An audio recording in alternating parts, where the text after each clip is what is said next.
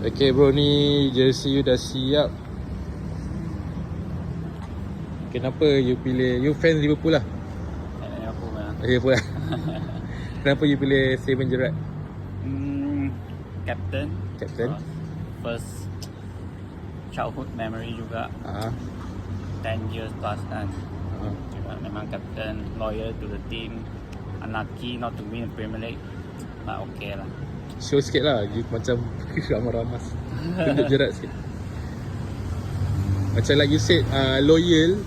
They almost gone to Chelsea. Yeah. Why you think about it? Maybe kalau dia pindah Chelsea, maybe dia dapat menang Premier League. Betul. Macam same case dengan Trent lah. Trent Memang Arnold. set. Trent Arnold. Tapi Trent dah menang Premier League. Kan. Tapi still Scouser kan. Born and raised kat Liverpool. So it's like own family lah. So we wish to stick together, win more. But yeah, Gerrard memang ability pun.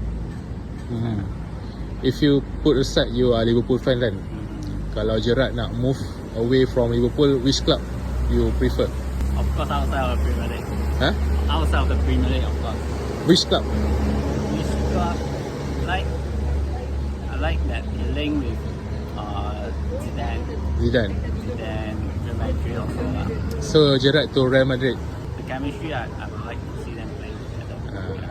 Yeah, I think so because I think Real Madrid should have Gerrard than Beckham. Sebab right ada Figo, left Zidane, Gerrard at the center. Box to box. Yeah. Okay, thank you bro. Alright. Right. Thank you. Right.